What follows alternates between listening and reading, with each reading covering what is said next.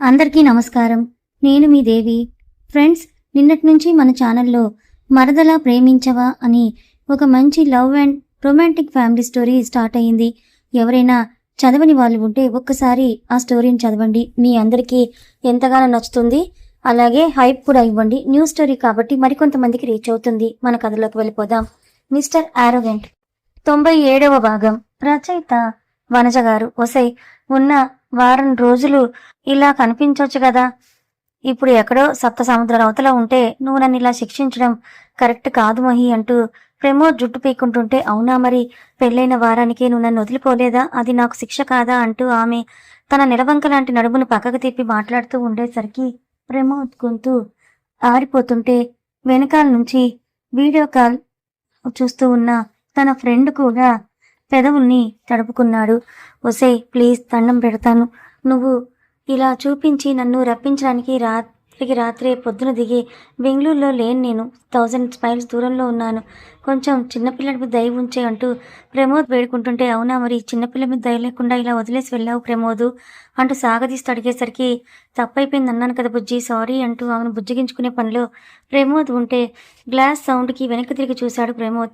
ఆ ఫ్రెండ్ కొంచెం సర్దుకొని తడబడుతుంటే, వాట్ కుమార్, ఏమైందని ప్రమోద్ సీరియస్గా అడగటంతో, నథింగ్ ప్రమోద్ అని అంటూ అతను వెళ్ళిపోయాడు. అతడు కానీ ఆ కుమార్లోని కంగారు అది చూస్తూ ఇంకెప్పుడు ఓపెన్గా ఇలా మహితతో మాట్లాడకూడదని ఫిక్స్ అయిన ప్రమోద్ ఫేస్ని సీరియస్గా పెట్టుకుంటూ, రేపు చేస్తానులే, నిద్ర వస్తుంది బాయ్ అంటూ కాల్ కట్ చేశాడు. ఏమైంది బావకి, ఓహో దట్టా అని సిగ్గుపడుతూ నవ్వుకుంటూ ఎప్పటికో తీపి కలల మధ్య కళ్ళు మూసుకుంది మహిత. క్రిష్, ఇక నెక్స్ట్ ఏం చేయాలనుకుంటున్నావు, మన బిజినెస్ చూసుకుంటావు కదా అని ఇంకోసారి పెళ్ళయింది కదా మనసు మార్చుకుంటాడేమోనని ఇదితో ప్రకాష్ గారు అడుగుతుంటే ఆయన వైపు ఒక లుక్ ఇచ్చిన క్రిష్, ఆల్రెడీ చెప్పాను కదా, ఎప్పటికీ అదే చెప్తాను కూడా, నాకు ఇంట్రెస్ట్ లేదు, I have my own ideas అని చెప్తుంటే హరిత మధ్యలో కలగజేసుకొని, మీరేంటండి కన్నా, వద్దంటున్నా కూడా అవన్నీ బాధ్యతలు తెచ్చి నెత్తి మీద పెడతానంటున్నారు కదా, కన్నా టాలెంట్ వేరే మీద ఉంది, ఖచ్చితంగా సక్సెస్ అవుతాడు, చూస్తూ ఉండండి, వీళ్ళకి పిల్లలు పుడితే అప్పుడు ఆ పిల్లల్ని మీ ఇంటికి చేసుకోండి అంటూ హరిత చెప్పేసరికి ప్రకాష్ గారు నిట్టూర్చి సైలెంట్ అయిపోయారు. ఏంటి ఆ వాలకం, ఇంకా కాలేజ్కి వస్తావా రావా అంటూ పెద్ద ఆరిందాన్లా రెడీ అయిన త్రిపుదను చూస్తూ విసుక్కోవడంతో, ఇప్పుడే వస్తున్నానండి అంటూ పైకి వెళ్ళి బ్యాగ్ తెచ్చుకుంది. డ్రెస్ చేంజ్ చేసుకోకుండా ఆమెని పైనుంచి కింద వరకు వింతగా చూసిన క్రిష్, మన కాలేజ్ ఎంట్రన్స్ ముందు లక్ష్మీదేవి సరస్వతి ఉన్నారు, వాళ్ళిద్దరూ పక్కన, నీకు ప్లేస్ అవసరం లేదు, వెళ్ళి చుడిదార్ వేసుకునిరా అని చెప్పడంతో, పెళ్ళైంది కదా, చీరలు మాత్రమే కట్టుకోవాలి కదండి అని చెప్తే, మరి మెల్లో అవన్నీ ఏంటి అని అన్నాడు క్రిష్. ఇది నేను రోజు వేసుకునే గొలుసు, ఇది తాళి చైను, ఇంకా ఈ చిన్నదేమో నల్ల పూసలని ఆమె చెప్తూ ఉండడంతో తల కొట్టుకోవాలి అన్న ఫీలింగ్ని బలవంతంగా ఆపేసుకొని త్రిపద రెక్క పట్టుకొని రూమ్లోకి లాక్కుపోయాడు. వార్డ్రోబ్లో ఒకవైపు ఉన్న డ్రెస్సులన్నీ చూపించి, నోరు మూసుకొని కాలేజీకి వచ్చేటప్పుడు ఈ చుడిదార్స్ మాత్రమే వేసుకో, ఒకవేళ జీన్స్ స్కర్ట్స్ వేసుకుంటాను ఉన్నా కూడా నాకు ఎలాంటి ప్రాబ్లం లేదు, అంతేగాని ఇలా చీర మాత్రం కట్టావు, నీ ఒళ్ళు చీరేస్తాను జాగ్రత్త అని క్రిష్ వార్నింగ్ ఇచ్చేసరికి బుద్ధిగా తల ఊపిన త్రిపద, మీరు బయటకు వెళ్తే చేంజ్ చేసుకుంటానన్నట్లుగా చేతికి దొరికిన ఒక డ్రెస్ తీసుకుంది. ఓహో వెళ్ళనన్నాడు క్రిష్. అరే, మీరు వెళ్ళకపోతే నేను ఎలా మార్చుకోవాలి, వెళ్ళండి క్రిష్ గారు ప్లీజ్ అని ఆమె బ్రతిమాలుతూ ఉంటే, టైం వేస్ట్ చేసినందుకు పర్మిషన్, ఇక్కడే మార్చుకో అని బెడ్ మీద క్రిష్ బాబు ఆరాంగా అలాగే కూర్చోవడంతో ఏడుపు మొహం పెట్టేసింది త్రిపద. ఆమె ఎక్స్ప్రెషన్ చూస్తూ ఈసారి త్రిపద తలని గోడకేసి కొట్టబోతూ చివరి క్షణంలో ఆపేసి, ఆ పక్కన అంత పెద్ద బాత్రూమ్ ఉంది, ఎదురుగా పెద్ద డ్రెస్సింగ్ రూమ్ ఉంది, అయినా కూడా సరే, నువ్వు నన్ను బయటికి వెళ్ళమంటున్నావు చూడు, అసలు ఏ బుర్రతో నువ్వు ఎంటెక్ చేద్దామని సిటీకి వచ్చావి అని అతను అడిగేసరికి, బుక్స్ చదవడానికి, ఏమైనా దీనికి లాజిక్ నా క్రిష్ గారు అని అమాయకంగా అడగడంతో, మన ఇంట్లో ఏ లిక్విడ్ వాడతారు అని అతను అడిగితే సర్ఫ్ ఎక్సెల్ అని చెప్పింది త్రిపద. నీ బ్రెయిన్ని బయటకు తీసి దాంట్లో ఉతికి ఆరేసి మళ్ళీ పెట్టుకో, అప్పుడన్నా కొంచెం వర్క్ అవుతుందేమో అని చెప్పి 10 నిమిషాల కింద ఉండాలి అంటూ ఆర్డర్ వేసి వెళ్ళిపోయాడు క్రిష్బాబు. ఏంటో ఈయనకు అన్నింటికీ కోపమే, మారిపోయారనుకున్నాను కానీ ఇంకా ఆరోగ్యానికి ఇలా హానిగా తయారయ్యారనుకుంటూ చీర తీసేసి చుడిదార్ వేసుకుంది. మెల్లో ఇన్ని గొలుసులు ఉన్నా తిడతాడని భయపడి కేవలం తాళి చైన్, షార్ట్, నల్లపూసలు మాత్రమే వేసుకుంది. జడ కూడా నీట్గా అల్లుకున్నాక తన బ్యాగ్ తీసుకొని గొంతు నుంచి పొట్ట వరకు సరిపోయేలా చున్నీ సెట్ చేసుకుని బయలుదేరింది. కొన్ని చేంజెస్ అబ్జర్వ్ చేసిన క్రిష్ సైలెంట్గా వెళ్ళి బైక్ తీశాడు. వెనకాల కూర్చోబోతున్న త్రిపదను ఆపేసి, కారులో రా అని అతను చెప్తే, కారా ఎందుకండి, మీరు వెళ్ళేది కాలేజీకే కదా. నేను వెళ్ళేది కూడా కాలేజ్‌కే. మరి 2 వెహికల్స్ ఏం అవసరం అని అంటూ ఆమె అడిగేసరికి వాళ్ళని సాగనంపడానికి గుమ్మం వరకు వచ్చిన ప్రకాష్ గారు, హరిత ఒకరి మొహాలొకరు చూసుకున్నారు. నా బైక్ మీద వస్తే నువ్వు క్రిష్ వైఫ్‌వి, కానీ బయట సమాజంలో ప్రకాష్ మహాదేవ్ గారి కోడలివి కాబట్టి కారులోనే రా అని చెప్పేసి చక్కా వెళ్ళిపోయాడు క్రిష్ బాబు. ఇప్పుడు ఈయన ఏమన్నారు? బయట ఎవరికీ మా విషయం ఇంకా తెలియదు కదా!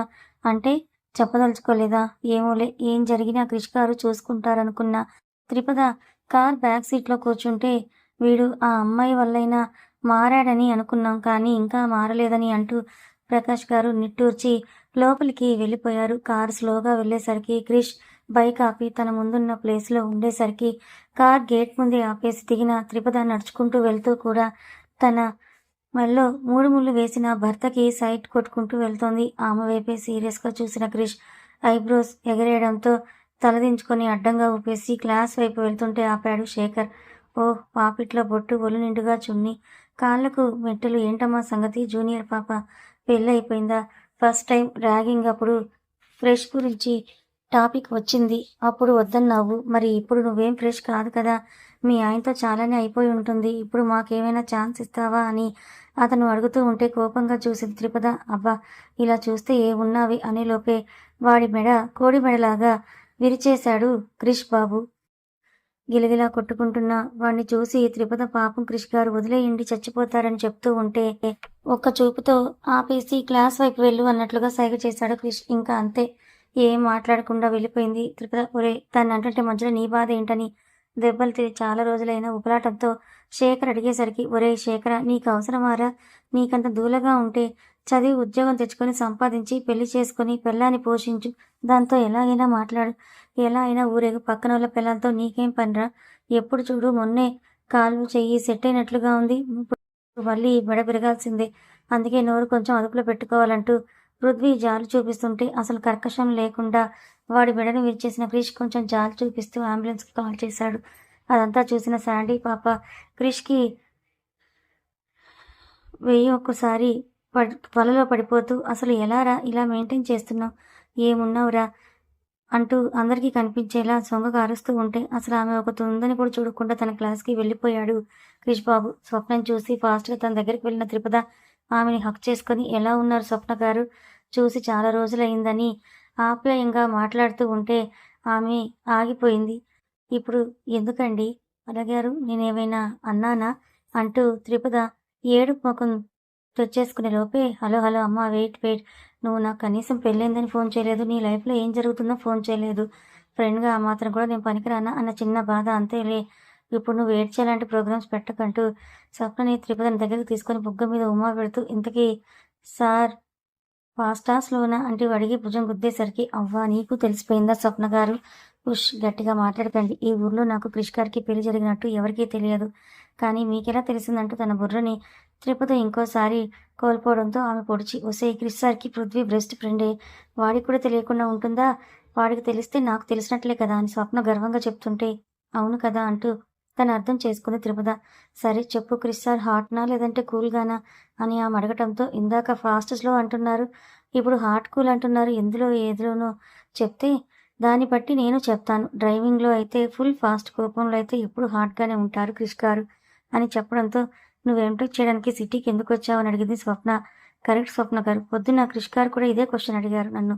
ఎందుకు నన్ను ఇదే క్వెషన్ అడుగుతున్నారు? చదువుకోవడానికి కాకపోతే సిటీకి ఎందుకొచ్చాను నేను? వచ్చిన దాన్ని ఎందుకు కాలేజీలో జాయిన్ అయ్యానంటూ అమాయకంగా అడిగేసరికి, సర్లే ఫ్రెండ్ అయినందుకు తప్పుతుందా? నీకు అన్నీ వివరించి నేను చెప్తాను కదా అంటూ ఆమె చెవి దగ్గరికి వెళ్ళి ఏదో చెప్పింది స్వప్న.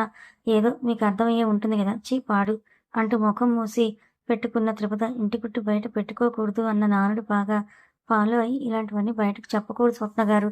మీకు పెళ్ళవుతుంది కదా పృథ్వీ గారితో, అప్పుడు తెలుస్తుందిలేండి అని సింపుల్‌గా ఆ విషయాన్ని కొట్టిపారేసేసరికి, సర్లే ఏదో వయసులో ఉన్న పిల్లోళ్ళం, నీకు పెళ్ళయింది, నువ్వు చెప్తే రియల్ ఎక్స్‌పీరియన్స్ విని తరిద్దాం అనుకున్నాను. ఓకే, నాట్ బ్యాడ్ అంటూ క్లాస్‌లోకి లెక్చరర్ రావడంతో అందులో లీనమైపోయారు ఫ్రెండ్స్ ఇద్దరూ కూడా. కాలేజ్ అయిపోయాక ఆమె కోసమే వచ్చిన కారులో కూర్చొని పదం వెళ్ళిపోయిన తర్వాతే క్రిష్ తన బైక్ స్టార్ట్ చేసుకున్నాడు. అలా జనవరి అయిపోయి ఫిబ్రవరిలో వ్యాలంటైన్స్ వీక్ కూడా స్టార్ట్ అయిపోతుంది. త్రిపదకి అలాంటివేమీ తెలియదు. ఉన్నా కూడా వాటి మీద ఇంట్రెస్ట్ పెట్టలేదు కాబట్టి ఫోన్‌లో వస్తున్నా కూడా ఏదో స్క్రోల్ చేసేసుకుంటూ ఉంది. ఇక్కడ క్రిష్ బాబు అలా చేస్తాడా? అసలు బాబు ఫోన్నే చూడ్డు.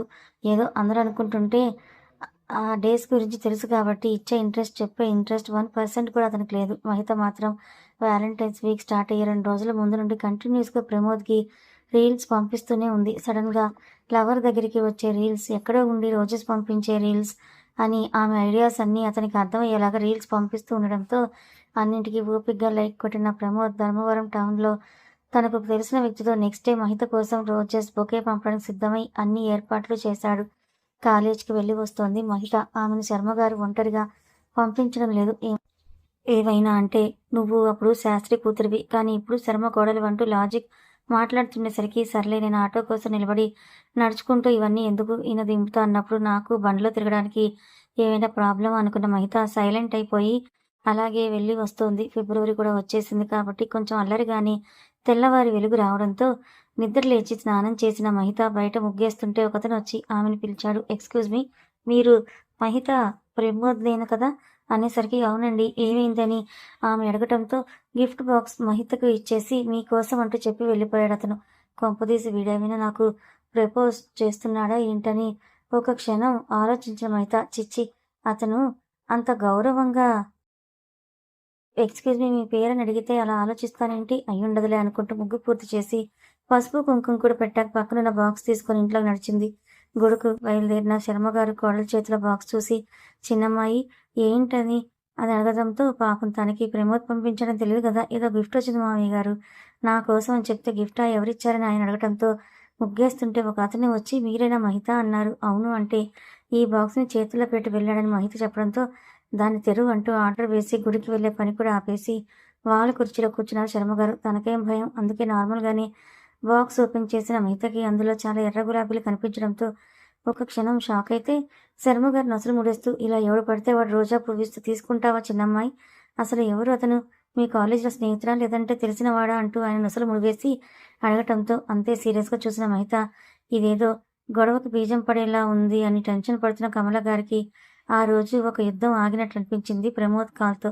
గుడ్ మార్నింగ్ దెయ్యం, పంపించిన రోజు సందాయ అందే ఉంటాయిలే, అయినా వాటిని చూసి ఫేస్ లవ్లీగా పెడతామనుకుంటే అంత సీరియస్గా ఉన్నావేంటి, ఏమైందంటూ ప్రమోద్ అడిగేసరికి ఫోన్లో నుండి స్క్రీన్ వైపు ఒకసారి కళ్ళు తిప్పిన మహిత ఫోన్ అని శర్మగారి ఎదురుగా పెడుతూ బావా ఈరోజు మీరే పంపించారు కదా అని బేస్గా అడగటంతో అవును నేను రావడం కుదరదు కదా, వ్యాలంటైన్స్ వీక్ ఎంతైనా నా లైఫ్కి లవ్ నువ్వే కదా, అందుకే పంపించానని అతను చెప్పేసరికి ఫోన్ కట్ చేసిన మహిత చూసారా ఒక్కసారి మాటనే ముందు ఆలోచించి అప్పుడు మాట్లాడండి, నరం లేని నాలుగు కదా ఎన్నైనా మాట్లాడుతుంది, కానీ చేయని దానికి పడాలంటే మాత్రం నా వల్ల కాదు అంటూ మహిత సీరియస్గా చెప్తుండేసరికి ఏమైంది దీనికి కోపంగా ఉంది, పైగా ఫోన్ సడన్గా కట్ చేసిందంటూ రిటర్న్ కాల్ చేశాడు ప్రమోద్.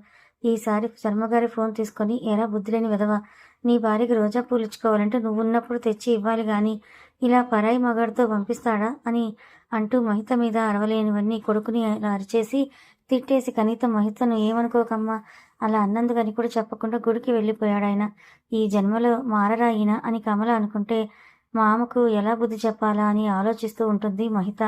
డిన్నర్ అయిపోయాక అందరూ అలా సోఫాలో కూర్చోగానే ప్రకాష్ గారు గొంతు సవరించుకొని క్రిష్ ఎల్లుండి అఫీషియల్గా నామినేషన్స్ జరుగుతున్నాయి మినిస్టర్ కోసం అని అంటూ ఆయన చెప్పేసరికి 2 మినిట్స్ థింక్ చేసిన క్రిష్ బాబు ఓకే నామినేషన్ వేయండి అని చెప్పేసి తన రూమ్కి వెళ్ళిపోయాడు. తిరుపతి అందరికీ పనులు చక్కబెట్టేసి తన రూమ్కి వెళ్ళిపోయింది.